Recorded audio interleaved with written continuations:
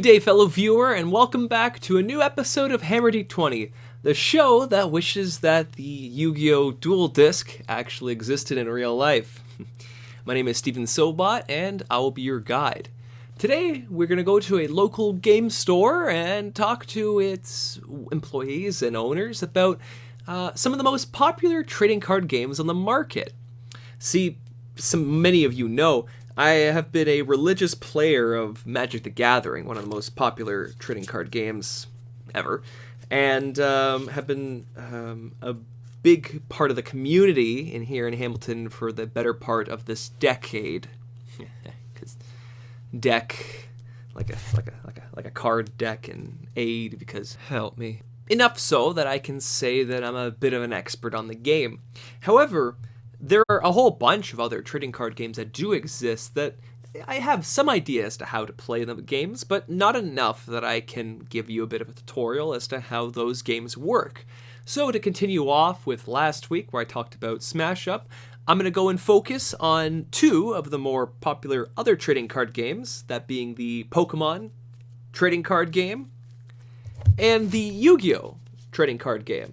The Pokemon trading card game, or TCG, was made alongside the extremely popular 90s Game Boy game Pokemon. Almost everyone knows about it. However, unlike many of these trading card games that came out around that time, Pokemon has endured the ages and has remained one of the most prolific and popular TCGs on the market. Now, while I generally know how the game works, my knowledge of its rules and its meta begins and ends 20 years ago. So I figured I'd travel over to Dark Fox TCG and speak to its owner, Anastasia Clapison, a professional at the game of Pokemon, about how it's played and what a competitive deck and game would look like. Steven, over to you. So to start our matches, everyone gets a 60-card deck. So you create your own deck, shuffle it up, you're going to draw 7 cards. Mm-hmm. So each person draws 7 cards. Before we start, actually, we're going to figure out who goes first. So then Pokemon uses dice for randomizers. A lot of times you can also flip a coin. In Pokemon, heads are even numbers, 2, 4, 6. Tails are odd numbers, 1, 3, 5. So I'm going to say heads or tails. Tails. And it is an even number, so it's heads, which means I get to choose if I want to go first or second. I'm going to say I'm going to go first. So the first thing you're going to do when you start the match is you're going to see what Pokemon you have in your hand. You need a basic Pokemon. So up here, it'll say basic. This one says V-Star and it evolves from something, and there's no other Pokemon in my hand, so it's not a playable first hand. You get what's called a mulligan. And he's got the same thing, so neither of us actually have a Pokemon to start our turns here. So in this hand, we've actually got 2. We've got a Duraludon here and an Arceus here. You can see they say basic right on the corners. Mm-hmm. So you're always going to start with a basic Pokemon. And you got another mulligan, so I'm going to put 1 right on top of my deck. That indicates to me that I get to draw 1 extra card when I start the game. Oh, okay. I also have to put out my prize card. So in Pokemon, instead of a life system, which a lot of Magic players are familiar with, we have a prize card system. Every time I knock out one of my opponent's Pokemon, I take one of my own prize cards. Once I've taken all 6, I've won the game. Okay. That's the most common way to win. The other way is if my opponent has no Pokemon left on their field, so like this is the field that we put our Pokemon onto. Mm-hmm. If all your Pokemon are gone, then you lose the game. Okay. I'm going to draw my 1 card for the mulligan, and I'm going to draw a card to start my turn. Every turn, you draw a card to start your turn. Alrighty, so we have another basic Pokemon down here. I'm going to throw a Duraludon on the bench. He's really interesting because his evolution prevents you from being attacked if your opponent has special energies, which is relevant in this matchup because he only plays special energies. So it's a lot of different interesting kind of mechanics. I'm going to attach an energy. You get to attach 1 energy to one of your Pokemon each turn. It can be active or benched. Yeah. I'm going to play an Ultra Ball. So Ultra Ball requires me to discard 2 other cards from my hand. I'm going to discard these 2 because I had 2 of him. He might be good later, and I can use this card next turn. Right. Ultra Ball says discard 2 cards from your hand and search your deck for any Pokemon. Gotcha. Oh, okay. Yeah. And where does it go? In your hand? Or? In my hand. In your hand. And in this case, it's going to go right from my hand onto my bench, so I'm just going to place it right down onto my bench. Okay. And in Pokemon, you can have up to 5 Pokemon behind your active, so 1 active, 5 benched, for a total of 6 Pokemon, just like your regular team in the games. Gotcha. Okay. Yeah. Basically, you could only put basic Pokemon Correct. on the bench, just flat. Yeah, so when you have your evolution Pokemon, you have to wait a turn, sort of like summoning sickness in Magic. You have to wait a turn until you can evolve it, and then you have a more powerful monster on your field. Okay. Yeah. So this is everything that I can do for my turn, because on your first turn you can't attack. So I'm going to pass it off to Riyadh and see what he's got. I have some more basic Pokemon, so I'm going to get those just onto the bench, because in this deck, the more basic Pokemon I have, the more I'm able to draw. Okay. And then this is a good card, Battle VIP Pass. I can only play it on my first turn, but it lets me get 2 basic Pokemon, and they also get to go directly onto my bench. Okay. So again, lets me draw more cards throughout the game, and it just makes my starts that much easier. Right. There's 2 more basic Pokemon. It's less frequent in this current format era, but in previous years there was a real possibility of starting with, say, a 40 HP, so something that only required 40 hit points to knock out, as your only Pokemon, passing to your opponent's turn, and then they would just hit you for 40 damage and you would lose the game. Yes. So, you want to avoid that. Yeah. And then I'll play Chromatic, so I have to discard another item card from my hand, which will just be another one. And then I get to flip a coin, again, a dice, and then if it's heads, I get to look for any card, put it directly to my hand. If tails, nothing happens. Okay. Flip a coin. If it's tails, so nothing happens. They just both go to the discard pile. And then the reason why this deck here wants so many bench Pokemon is Genesect's ability.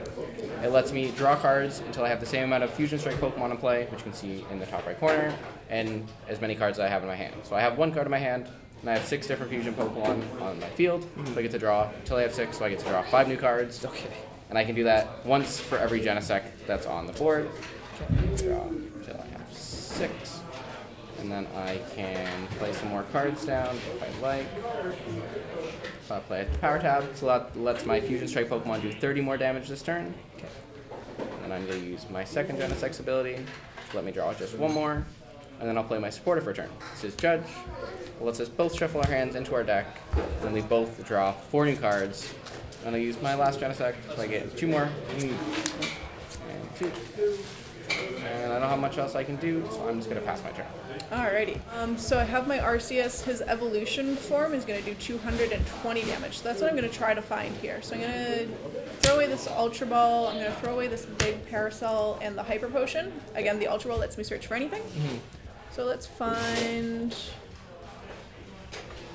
an Arceus V-Star. So it does 200 damage, which is more than his 180. Yes. Alright, I do need another energy to be able to pull this off though, so I'm going to use Pokegear 3.0. Lets me look at the top 7 cards in my deck. That one right there is a supporter card, so I'm going to grab that, shuffle my deck up again. And if I can find an energy off of this card, then I'll get to take the first knockout, which is huge in Pokemon. There we go. So I'm going to keep this, I'm going to keep this, I'm going to keep this. These 2 go in my lost zone, which is above my prizes. Okay. And that's just the effect of Chorus. Lets me draw 5 cards, keep 3 of them, put 2 of them in my lost zone. Right, put that up here. I'm going to evolve my Pokemon here as well. So again, that's what I just did with the Arceus. I'm going to do it with the Duraludon as well. I'm going to play this, which is a Stadium card. So this affects both players equally. It means that he has to discard one of his Pokemon because he can only have 4 Pokemon on the bench now. I only have 2, so it doesn't affect me. I see, okay. Yep. Awesome. And then I'm going to go ahead and say Trinity Nova for 200 damage. It actually does 180 because the special energy reduces it by 20, but it's still enough to take the knockout. When I take a knockout, I take a prize card, but since it's a V Pokemon, there's actually a little rule box on it that says when it's knocked out, your opponent takes 2 prize cards. And as an additional benefit of that attack, underneath Trinity Nova, it says I get to search my deck for 3 basic energy cards, attach them to my Pokemon in any way I like. Okay. So that's a great way to power up this Duraludon I've just put down. He requires 1 fighting, 2 metal, and we're just going to smack him right on there. And yeah, the big difference on Pokemon is our resource management, or our resource usage is on energy cards, so you have to dedicate them to a specific Pokemon in order to use that attack. Right. Yeah. And the more energy it's usually used for better attacks, but like also then you're top loading on one thing, and if you lose that, that's a penalty. Then it can go, Okay. Alright. And that's everything I can do. Okay. When you attack, it's the end of your turn. I'm going to start off by playing a Lost Vacuum, so I have to Lost Zone another card, and then I get to Lost Zone either a Pokemon Tool or a Pokemon Stadium from play. So I'm going to put the Cloud Stadium back into a Lost Zone, and then I'll bench another Mewtwo. I will evolve my Mew V into a Mew VMAX, and I'll play card Rotom Phone. So I get to look at the top 5 cards of my deck, and then put one of them onto the top of my deck, and the rest gets shuffled back in. And for Pokemon, you can play as many item cards during your turn as you like, but you can only play one supporter card. So a supporter's like the guy that I grabbed last turn. I see. Yeah. Per turn. I'm sorry? Per turn. Per turn. One supporter. Okay. Yeah. So that card that I picked can go back on top. Okay. Then I'll play a Power Tablet, and then I'll use my first Genesect ability, which will let me draw. Now that I only have 5 Fusion Strike Pokemon and 1 card in hand, I'm going to get to draw 4. 4. I can attach in my energy per turn. I'm going to Ultra Ball, away a Big Parasol, and a Quick Ball. And then again, I get to look for any Pokemon card, which is going to be... And then I'm going to go ahead and use my second Genesect ability and draw up until 6.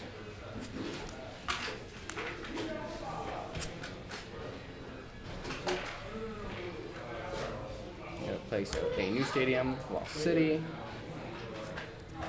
And what Lost City just does is when he attacks me, if my Pokemon get knocked out, it goes into my Lost Zone. So it means I can't get it back. Oh, anything. okay. And then we can play a Chromomatic. So that's again, roll a die. If heads, I get to look for any card. There we go. So I'm going to go grab a card and Which is put it insane, yeah. directly into my hand. Yep. And I'm going to play the card that I grabbed, which is a Power Tablet, and do my last Genesect ability. I'm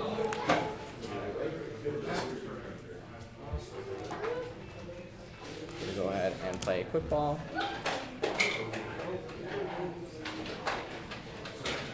And there was nothing I can grab, so I'm just going to fail the search, and then I get nothing in my hand, but the deck still gets shuffled up like normal. And then I'm going to attach a Pokemon Tool, which is my choice spell. You only ever have one tool attached to a Pokemon, but they all do kind of different sorts of things. Some of them give extra HP. Okay. This one's going to let me do extra damage to any Pokemon V, which Arceus V-Star or V-Maxes like Duraludon are both included as Pokemon V. Okay. And then I'm going to play my supportive for turn, which is Judge. I'm going to evolve one of my Mew V, and then I'm going to use my first attack, which is Cross Fusion Strike, and then I get to copy one of my bench Pokemon that have the Fusion Strike name, and I get to use their attack in place of that attack. So I'm going to copy Technoblast, which says 210, and then it'll be reduced by the double turbo by 20, so I'm doing 190, then it's 30 more from the choice belt, another 30 more from the Power Tablet, and another 30 more from the second Power Tablet, which will be enough to knock out the Arceus V-Star. Exactly enough, isn't it? 280, eh? Yep. Perfect. And then he takes his 2 prizes, yeah. There's 2 prizes, yep.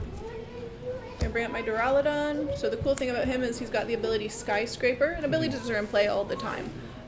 So you prevent any damage done to this Pokemon by attacks from your opponent's Pokemon with any special energy attached. So this is a special energy. Yeah. Means he can't hit me, but there's always ways around that. He does have an attack that says ignore all effects on the opposing Pokemon. An ability would be in effect. Gotcha. So to start my turn, I'm going to draw a card. I'm going to play an evolution instead, see if I can find another Arceus V-Star. I haven't used what's called my V-Star ability yet. Right down there. Yeah. So I could potentially use Starbirth at some point during the match if I need to look just for any card, any 2 cards, then that lets me do that. So it's a really good thing to keep on hand until you really need it. Can you do a V-Star a thing every turn? No, it's only once per game. Once per game, okay. Yeah, and then so once it's been used, that's all you can do for that game. Okay. We're going to go ahead and throw a double turbo energy onto that Arceus as well, and I'm going to play a Marnie. So that shuffles my hand, shuffles my opponent's hand as well. We both put our hands at the bottom of our decks. I'm going to draw 5 cards, he's going to draw 3 cards, or 4 cards. Here we go. And that's about all I can do on my turn, so I'm going to finish off with G-Max Pulverization for 220 damage. Then I'm going to put out a new stadium, Path to the Peak, and this turns off any Pokemon's abilities that have any sort of roadblock. So Pokemon V and VMAX both have abilities, so that would turn off the Duraludon Skyscraper ability. And then I'm going to play my Sportive Return, which is going to be a Judge. Never get to hold on to my hand. And then since this Pokemon copied Technoblast last turn, it means, and it says there underneath, that it says this Pokemon can't attack next turn. Mm-hmm. So that means this Pokemon can't attack. But if I retreat my Pokemon, it then takes that effect away from it. So then if I use a card like Switch, Now the Pokemon here can attack once again. And then I'm going to use Cross Fusion Strike again, and I'm going to copy Psychic Leap here on my bench Mew V, which will do 70 damage. And then I get to shuffle back my Pokemon into my deck if I would like, which I'll do, which also gets rid of all the damage that was there. Okay. And since I had a double turbo, it becomes 50, and then because of the choice belt, it goes up to 80. Okay. It's going to do 80 damage, and then this gets shuffled back in my deck. So I'm going to say, give me something else. I'm going to play an Escape Rope. It makes him switch his Pokemon with a different Pokemon. Alrighty. And I'm going to bring up my own Arceus there. So I didn't end up with anything, and I can't even use my Starbirth because it's an ability, and that shuts off my abilities. So I'm just going to have to say Trinity Nova. It does knock him out, so I am taking 2 prizes. Mm-hmm. But it does mean that this is at risk of getting knocked out next turn. I see. And I'm going to use Boss's Orders, which is another supporter, and that lets me bring up one of the bench Pokemon into the active spot, so I'm going to bring up the benched Arceus V. Interesting. And then I'm going to use Cross Fusion Strike and copy Technoblast, and because of the choice belt, it's going to do perfectly 220, which will knock out the Arceus. Oof. Alright, so now we're down to 2 prizes to 2 prizes. Next, knockout wins. I'm going to draw a card for turn. This, however, does 220. So I'll be doing 200 after Oricorio. I just need to find a way to get one of his Genesects, and then I can win. I'm going to use the Pokegear.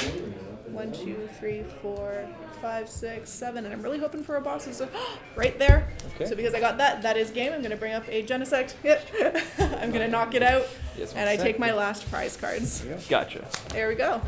There goes. The prize cards are gone, and you still double damage. Yeah, there you go. Yeah.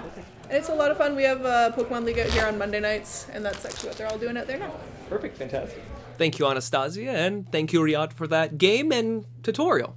Before we move on to the next segment, let's take a short break. See you soon.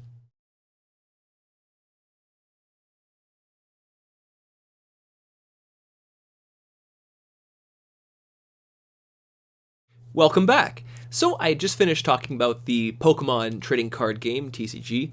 So let's just move on to the next most popular competitive trading card game, Yu-Gi-Oh!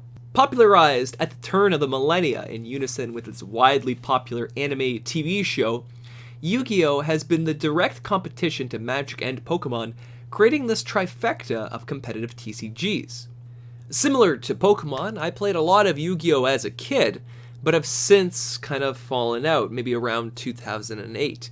Since then, I know that the game has changed drastically with the advent of new cards and types and ideas and meta games and whatever to make the game into a more exciting, vibrant, and competitively minded game.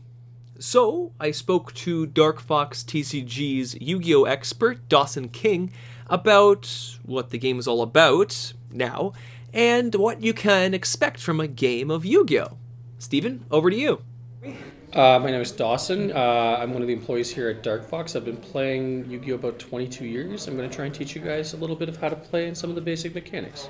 With most Yu-Gi-Oh! Cards, you have in the main deck, which there is a between 40 and 60 card main deck, and then you have a up to 15 card extra deck, along with a 15 card side deck.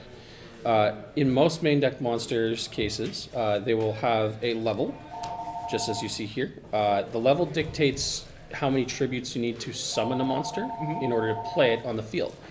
Anything level 4 or lower does not need a tribute. 5 and 6 need 1, and anything higher than 7 needs 2, unless it otherwise says. With every Yu-Gi-Oh! Card, always go by what the card text says rather than what the general rulings are, because sometimes cards' effects actually go against what the rules would state. So in this case, this is what's called a non-effect monster. It is noted by its yellow border, and all it has is just its stats and its flavor text along with its level and its various attribute.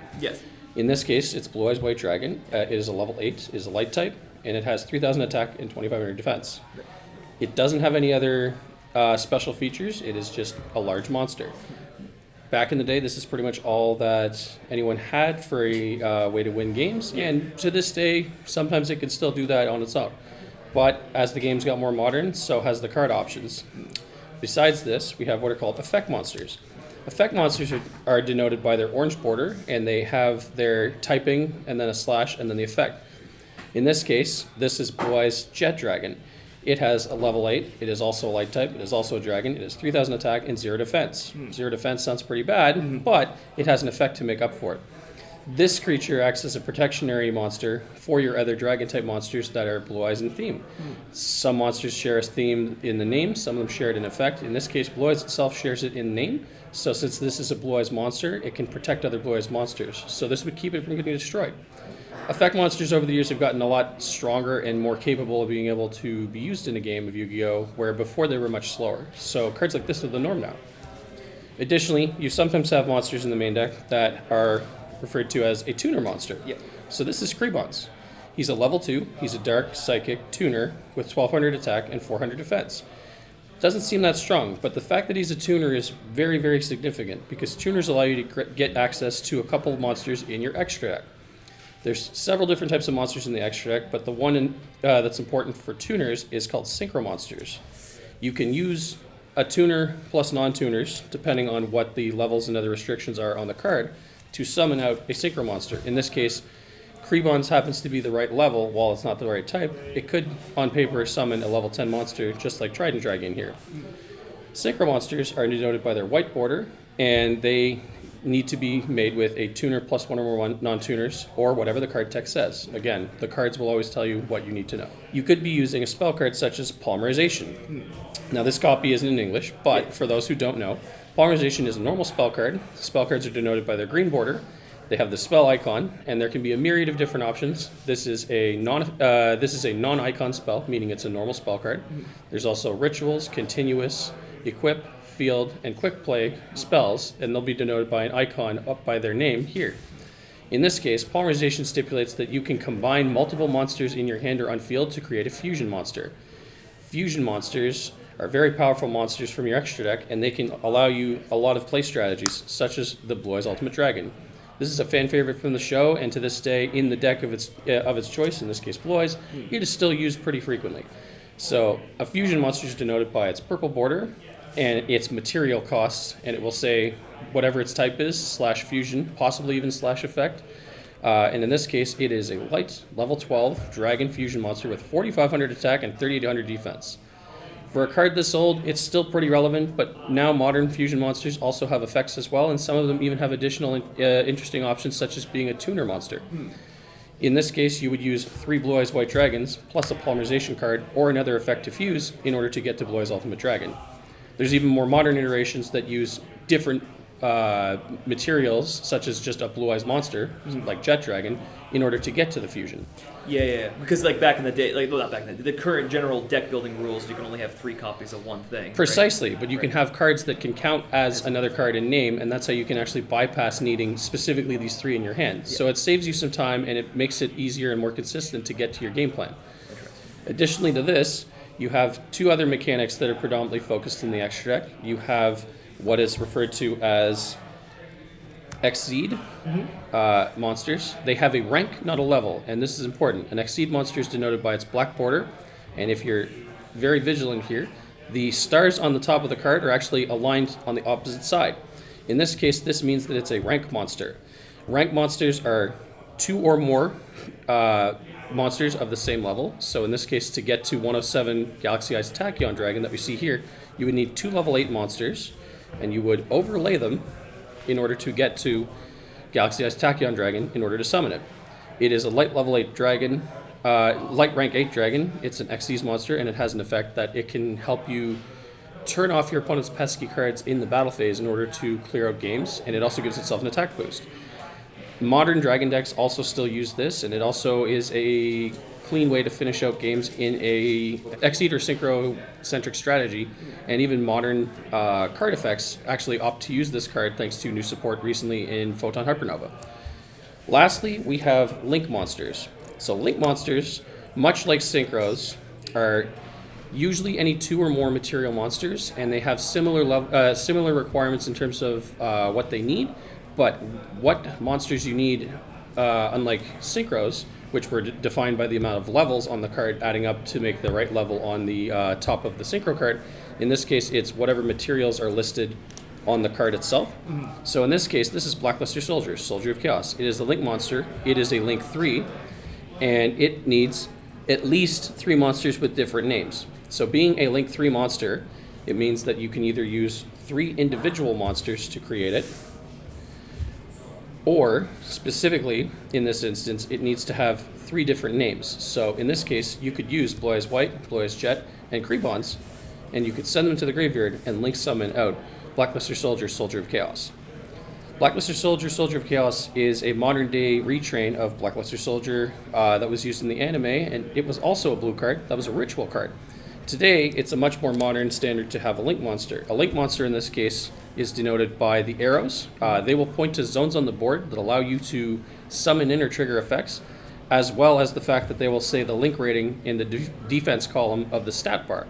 Link monsters do not have defense, and they do not get shifted to defense. So this is important when deck building to make sure that you don't cause yourself to have a strategy that cannot properly answer a opponent's playline because you get stuck not having a way to defend yourself. Lastly, we have 2 types of cards that are used. I've already touched on spell cards, as you see. They are green, they're denoted by the spell, and they have an icon. There is also trap cards. Trap cards are denoted by their violet border.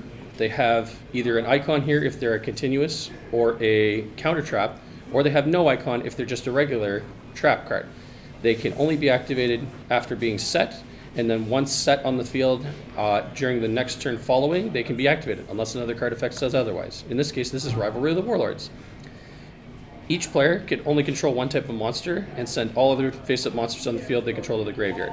A card like this is great in a dragon deck because it keeps them in line with the opponent's plays so the opponent doesn't get out of hand, where dragon decks really don't mind the fact that they can only play 1 type of monster. This allows an old school strategy like Blue Eyes to have a modern day chance at being able to play the game. Generally, where can people play Yu-Gi-Oh?